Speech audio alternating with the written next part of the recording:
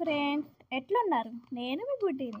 Welcome to Vishwak channel. ఈరోజు మనం పోహ ఎలా ప్రిపేర్ చేయాలో చేద్దాం రండి. ఫస్ట్ స్టవ్ వెలిగించి ఆ స్టవ్ మీద కడాయి పెట్టి ఆ కడాయిలో 2 టేబుల్ స్పూన్ ఆయిల్ వేసుకోవాలి. ఆయిల్ హీట్ అయిన తర్వాత తాలింపు దినుసులు వేసుకోవాలి. తాలింపు దినుసులు మీకు తెలుసు కదా, పచ్చెనపప్పు, మినప్పప్పు, జీలకర్ర, ఆవాలు వేసుకుని ఫ్రై చేయాలి. ఇది కొంచెం ఫ్రై అయిన తర్వాత ఒక ఎండుమిర్చి, కరివేపాకు కూడా వేసుకోవచ్చు. మీకు అంతగా కావాలనుకుంటే పల్లీలు కూడా వేసుకోవచ్చు, నో ప్రాబ్లం. మేము పల్లీలు వేయలేదు.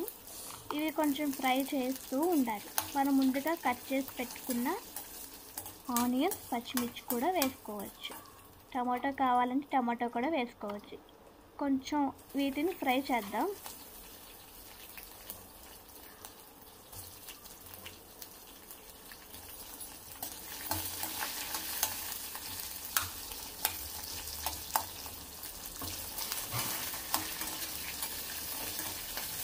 వీటిని ఇలా కాసేపు ఫ్రై చేస్తూ ఉండాం, ఇలా 2 మినిట్స్. ఈలోపు మనం అటుకుల్ని వాష్ చేసుకుందాం. ఒక 2-3 టైమ్స్ ఇలా వాష్ చేసుకుంటూ ఉండాలి అటుకుల్ని.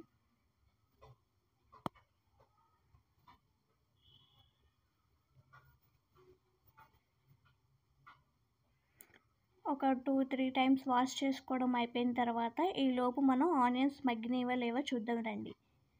చూసారా ఫ్రెండ్స్, ఆనియన్స్ అయితే మగ్గిపోయినాయి. దీనిలో కొంచెం పసుపు వేసుకుందాం. పసుపు వేసుకున్న తర్వాత కొంచెం ఒక 2 మినిట్స్ అలా తిప్పి మనం వాష్ చేసుకున్న అటుకులు వేసుకుందాం.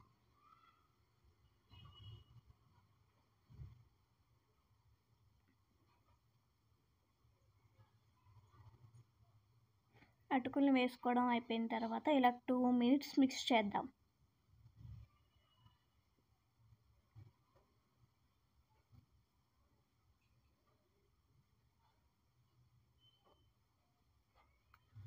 చూసారా ఫ్రెండ్స్, ఎలా కలర్ఫుల్గా కనిపిస్తుందో.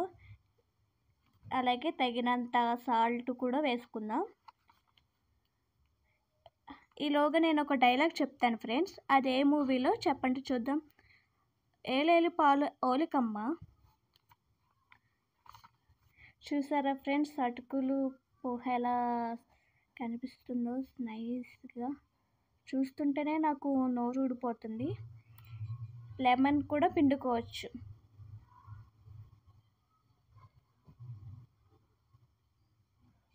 ఇలా ఒక 2 మినిట్స్ మిక్స్ చేస్తూ ఉన్నాం. మిక్స్ చేసిన తర్వాత లెమన్స్ పిండుకుందాం.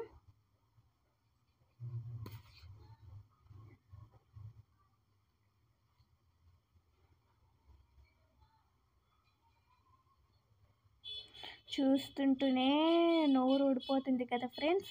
చాలా బాగుంటుంది. మార్నింగ్ బ్రేక్ఫాస్ట్కి కూడా బాగుంటుంది, ఈవినింగ్ స్నాక్స్ కూడా బాగుంటుంది. మీరు కూడా ట్రై చేయండి ఒకసారి ఇలా. దీన్ని ఇప్పుడు ఓ బౌల్లోకి వేసుకుందాం.